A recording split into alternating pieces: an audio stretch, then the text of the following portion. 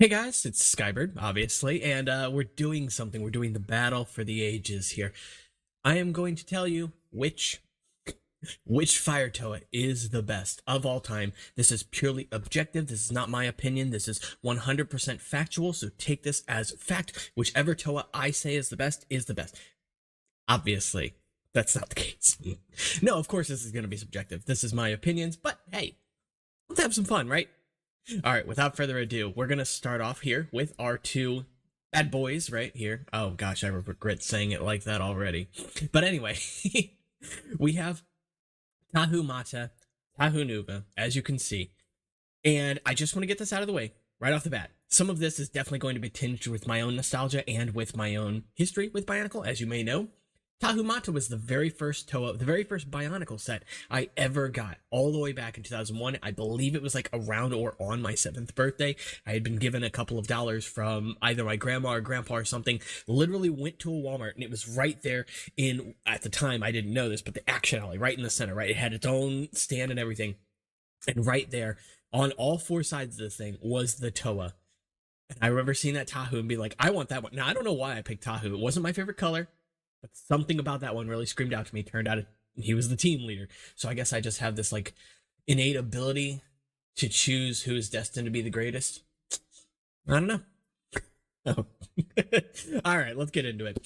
So, oddly enough, although as I just mentioned, Tahu Mata is my first ever Bionicle set, I actually think I would give this one to Tahu Nuva. Here's a couple of reasons why. So what I'm basically judging this on is not only aesthetic, not nostalgia, obviously, but also exclusive pieces. What was exclusive to the wave and exclusive to that character, what they sort of introduced in terms of functionality or other things, right? And what Tahu Nuva here has that Tahu Mata does not, and I don't think you're wrong for choosing either of these sets, by the way. They're both fantastic, both iconic, is Tahu Nuva gets a dual use out of his weapons with the lava swords, whatever you want to call these, the great fire swords or whatever, turning into this lava board that he can ride on. I don't think he does it particularly well, but the fact that he does it at all is a bonus.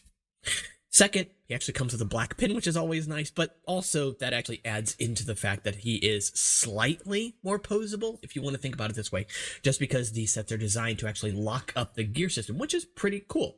Honestly, I have no idea if LEGO had meant for this to be the case when they were designing this torso. Probably not, but they figured, hey, we can just push this piece back and forth and it works. It just works.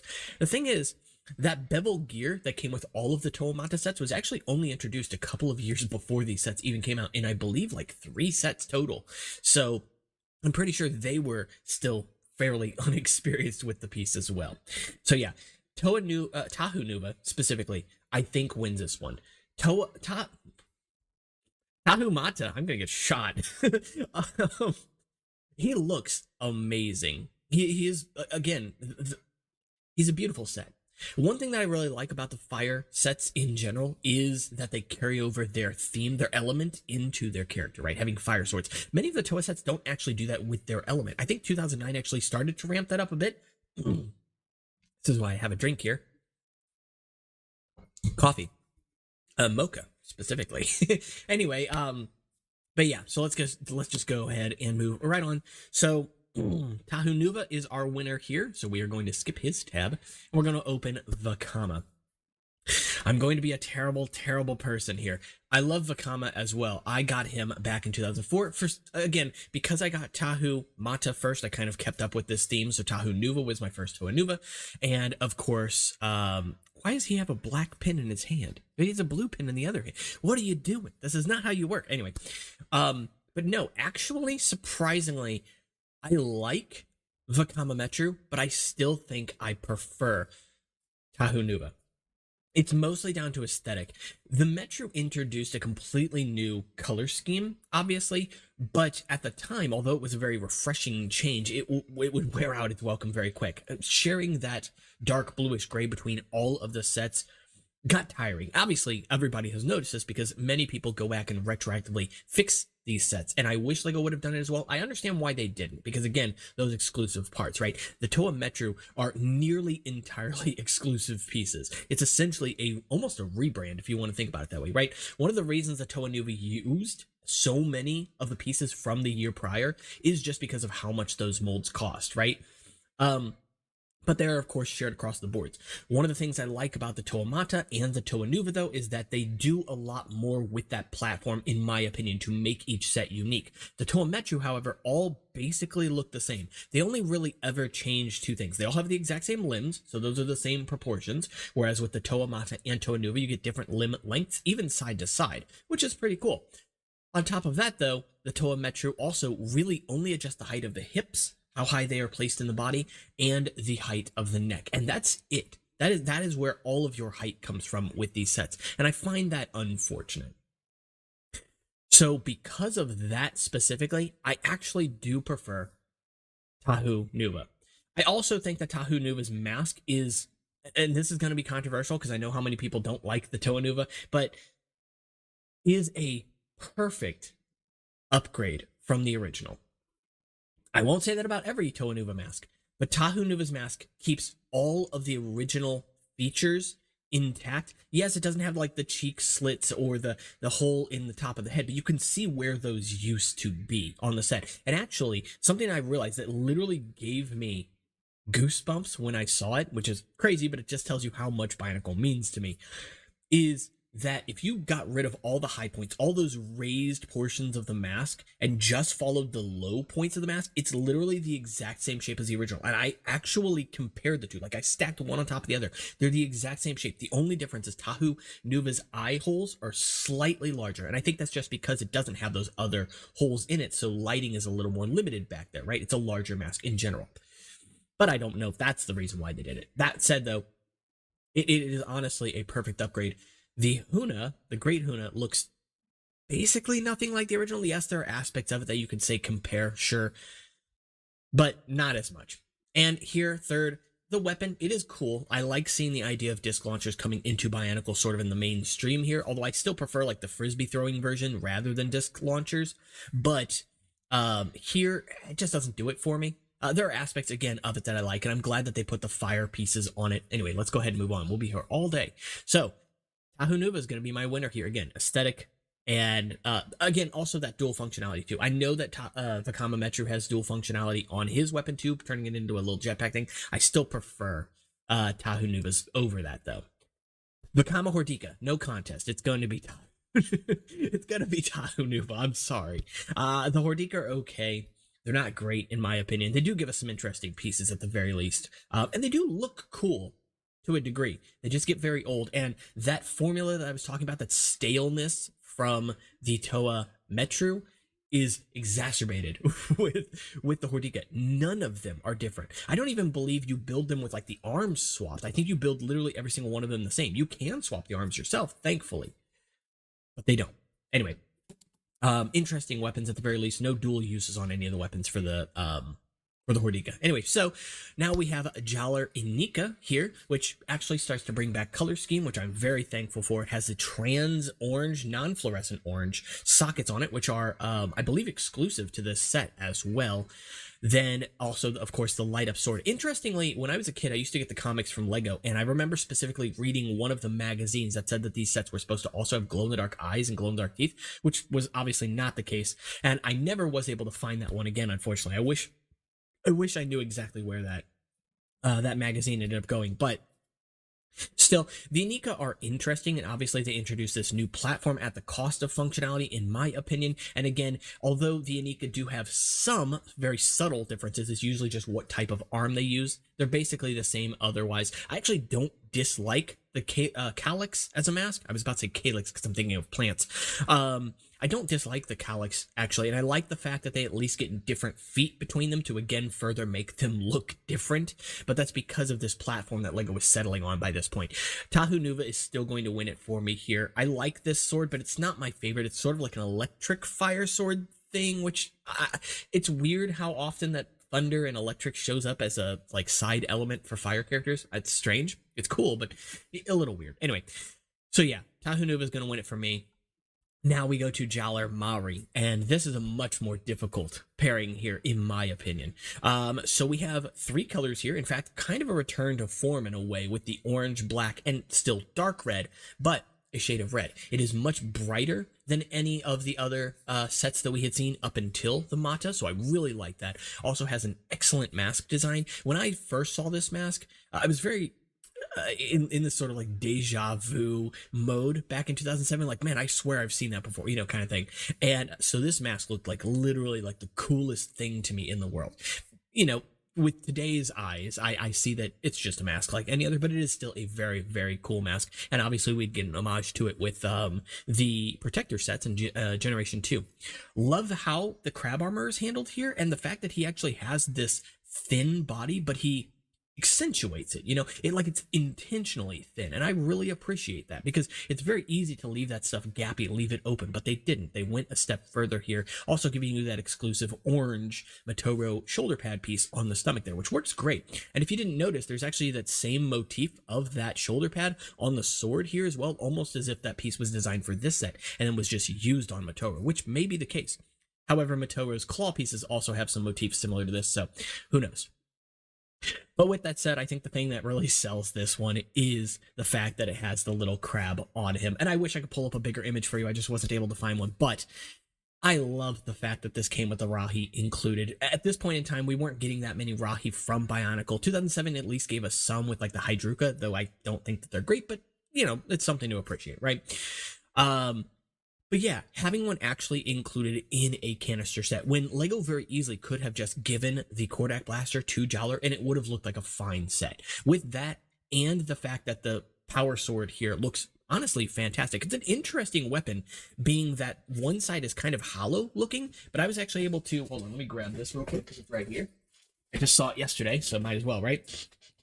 But I was actually able to turn this into a fire sword with just a handful of pieces for my Tahu Mistika revamp, and I love it. Just the sword itself, though, is really nice, and also carries over this motif from the Titan weapons from 2006. So if you actually look at Axon's axe, it has this sort of alternating hole design in it. Brutaka's weapon's the same thing, so it almost acts as a third weapon in that sort of set. You know, an axe, a bow-like weapon, and then a sword. And that's pretty cool. I like that a lot.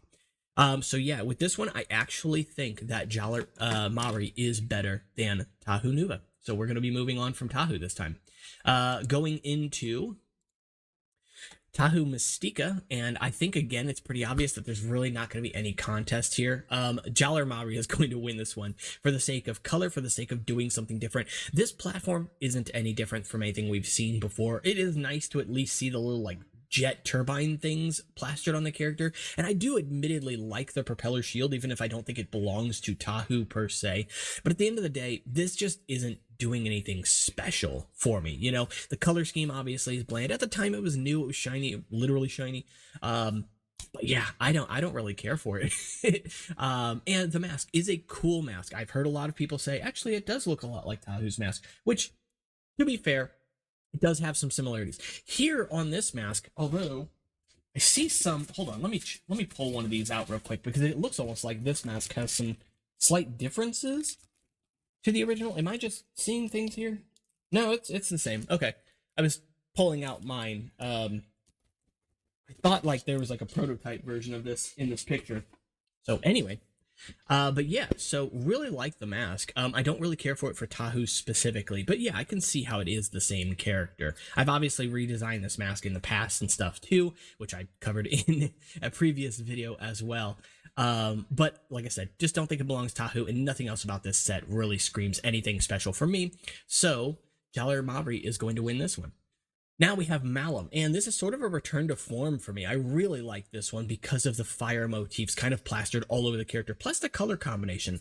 As surprising as it is, this was the first canister set to give us the Keat Orange plus Dark Red, which is shocking because it always seemed to me like that was the perfect pairing, right? It's this sort of like lava color scheme, and that's how this one feels different, right? This doesn't feel like a fire character. This feels like a lava character. This feels like a volcano character. Not to mention, he also goes with this sort of brute platform rather than tall, slender, thin, which was kind of typical for fire characters up until this point. This guy's real stocky. He's short. He's big. He's bulky. The one area where I think this guy kind of fails, though, is the connection for the feet. I love getting recolors of the Hordika foot here in the dark red this time to go along with the Kalama version from 2007, which is also reused here, and I think to good effect. But unfortunately, I think in both cases, both are limiting. The ankle joint here is quite limiting, and of course, those shoulders, the way they are oriented, are pretty limiting as well. I actually have Malum built right now over on the shelf, although you can't see him because Malum on screen is in front of Malum on the shelf. Anyway, so yeah, with all of that said, though, in terms of exclusive pieces, this actually doesn't have too many. Yes, it has the claws, it has the feet on the feet, not the shoulder pad ones, and of course the head, plus the new Karapar armor recolor here, which is also a great one. Something interesting to note about this armor specifically too is that the Karapar armor actually comes in different kind of variants, is what I call them, and this you can find on the parts variant forum on Discord, which will be linked in the description. But essentially what these variants do is sometimes they use the darker color, so for this one it'd be dark red with Keith orange, and sometimes there's just not enough of that dark color in there, so instead of dark red you get more of like a mata red. Karzani's armor does the same thing with that dark green versus something similar to a mata green, so neither armor is more rare than the other, more exclusive than the other, but it's always neat just to see, oh, I have two choices here. And I'd actually recently seen one, well, a couple of months ago, seen one at a local Lego reseller shop that I live near, the minifig shop, and I wanted to buy the set just for that armor, but I opted not to, and then it ended up selling right afterward, and I was like, ah. But yeah, so anyway, pretty much, it's an interesting set. I do love it. I love the idea of having claws on a fire character. Like I said, this feels like a volcano character. However, I still think Jaller Mahri is going to pull this one out just because of those limitations on the set. I really don't think the set in and of itself is doing anything new. It's just doing something new for the fire theme specifically, which I appreciate at least.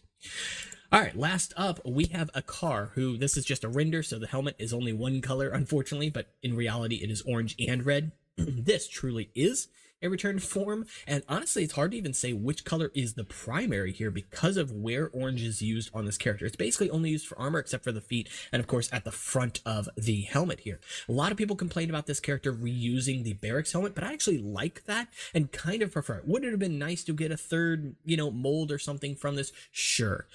But I'm not going to complain about it because 2001 Bionicle did this all the time and people loved it. So it's weird that people like it in 2001 but don't like it in later years. But I understand.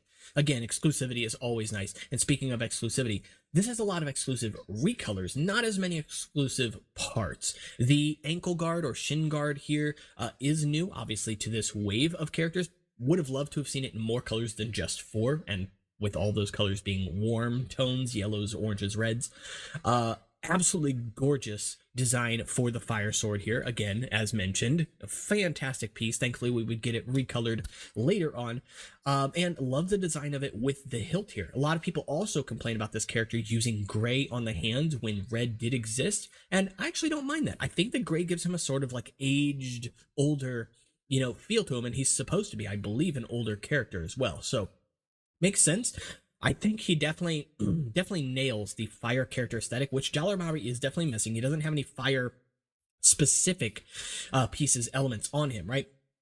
Kind of makes sense with him being in underwater, but at the end of the day, I still think I like Jaller Mahri best here. Ackar is a really cool set, but once you've built him once or twice, he is still basically the exact same platform that we've been getting for several years up until that point.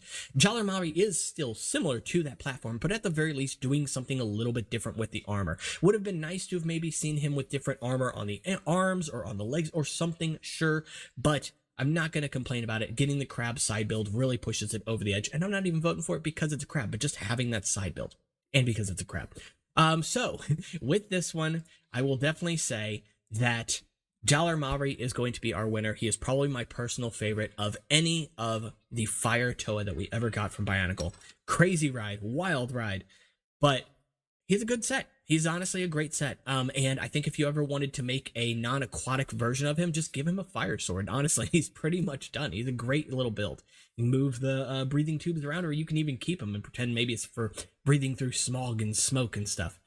It's a wonderful little build. I highly recommend it. And that's pretty much it for this one. So if you did enjoy this video, or if you do want to check out that parts variant form, then go ahead and leave a comment, I guess. Kind of twisting my wires here, and make sure you're subscribed. But then again, with the parts variant forum, you can check that out in the description below by checking on the Discord, which is free to join. And there's like 350, 60, 70 of us over there right now. So feel free to have fun and contribute your own pieces to that forum as well. Along with that, you can also check out my Instagram and you can support the channel on Patreon. And I'll see you all in the next one. Take care.